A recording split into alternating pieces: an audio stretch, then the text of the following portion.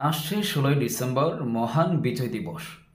তো এই মহান বিজয় দিবসটি আমরা কিভাবে পালন করব, এই ব্যাপারে কোরআন আমাদের কি গাইডলাইন করেছেন, আজকের আলোচনা থেকে আমরা জানার চেষ্টা করব ইনশাআল্লাহ।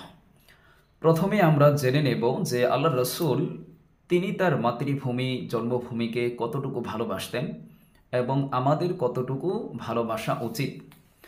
আল্লাহ রসুলকে নবুয়ত দান করার পর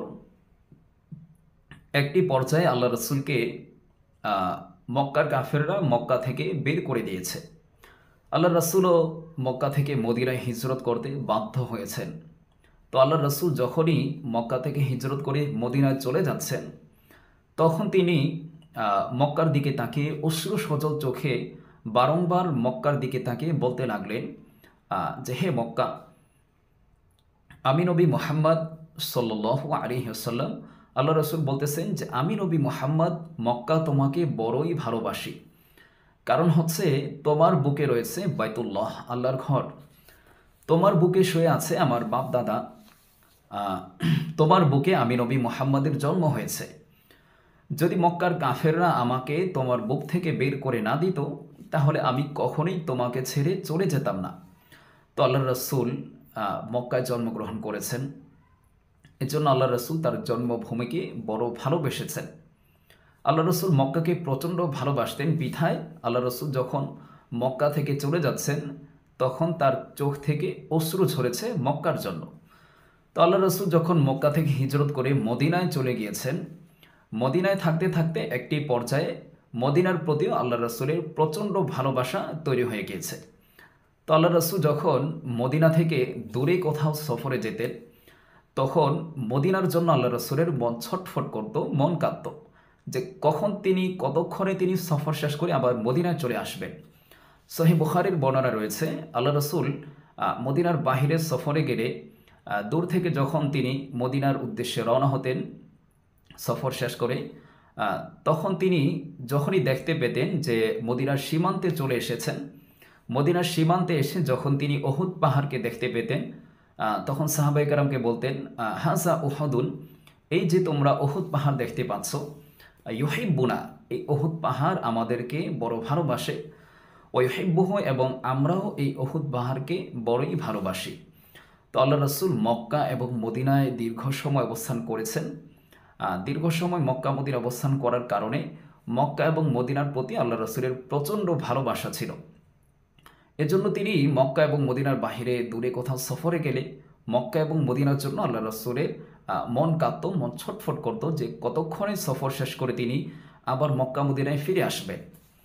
তো আল্লাহ রসুলের এই জীবনী থেকে আমাদের শিক্ষণীয় বিষয় হচ্ছে আল্লাহ রসুল যেভাবে তার মাতৃভূমিকে জন্মভূমিকে ভালোবেসেছেন, আমাদেরও উচিত আমাদের মাতৃভূমি এবং জন্মভূমিকে ভালোবাসা।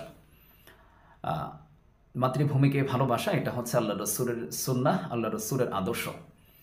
তো এখন বিজয় দিবস আসলে করণীয় কি, এই ব্যাপারে কোরআন আমাদের কি গাইডলাইন করেছেন। আমরা যদি পবিত্র কোরআনুল কারীম অনুসন্ধান করি, তাহলে আমাদের সামনে দুটি সূরা দৃষ্টিগোচর হয়, যে দুটি সূরার মধ্যে স্বাধীনতা দিবস, বিজয় দিবস সম্পর্কে আল্লাহ রাব্বুল আলামিন দিক নির্দেশনা দিয়েছেন।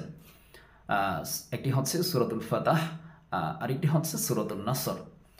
ফাতাহ মানে হচ্ছে বিজয়, সূরাতুন নাসর, নাসর মানে হচ্ছে মুক্তি বা সাহায্য। তো সূরাতুন নাসরের মধ্যে বিজয় দিবস আসলে আল্লাহ রাব্বুল আলামিন তিনটি কাজ করার কথা বলেছেন। বিজয় দিবস আসলে আমাদের জন্য করণীয় তিনটি বিষয় রয়েছে, যেটা কোরআন আমাদের গাইডলাইন করেছেন। এক হচ্ছে ফাসাব্বিহ বিহামদি রব্বিকা।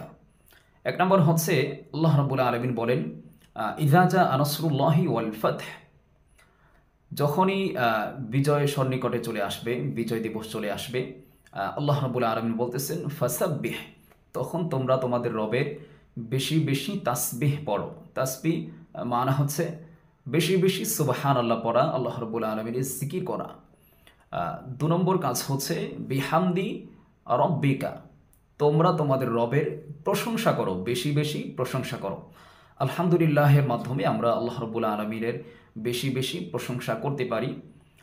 বিহামদি রব্বিকা ওয়াস্তাগফিরহু, তিন নম্বর হচ্ছে আল্লাহ রাব্বুল আলামিনের কাছে ওই দিনটি আসলে বেশি বেশি ইস্তেগফার করা। যুদ্ধে সংগঠিত কোনো কারণে যদি কোনো শহীদের কারো যদি কোনো ভুল ত্রুটির কারণে গুনাহ হয়ে থাকে, এই জন্য আল্লাহ রাব্বুল আলামিনের কাছে ক্ষমা প্রার্থনা করা, তিনি যেন সবাইকেই ক্ষমা করে দেন, শহীদদেরকেও ক্ষমা করে দেন, আমাদেরকেও যেন ক্ষমা করে দেন। তো বিজয় দিবস সম্পর্কে কোরআন আমাদের যে গাইডলাইন করেছেন সেটা হচ্ছে, বিজয় দিবস আসলে 3টি কাজ করতে হবে। 1 নম্বর হচ্ছে ফাসাব্বিহ, বেশি বেশি তাসবিহ পড়তে হবে। 2 নম্বর কাজ হচ্ছে বিহামদি রব্বিকা, বেশি বেশি রবের প্রশংসা করতে হবে যে তিনি আমাদেরকে এমন একটি স্বাধীন রাষ্ট্র দান করেছেন। 3 নম্বর কাজ হচ্ছে ওয়াস্তাগফিরহু, বেশি বেশি আল্লাহ রাব্বুল আলামিনের কাছে ইস্তিগফার পড়া, যাতে করে আল্লাহ রাব্বুল আলামিন যুদ্ধের সময় ঘটে যাওয়া সকল ভুল ত্রুটি মাফ করে সকল শহীদকে যেন শহীদের মর্যাদা দান করে।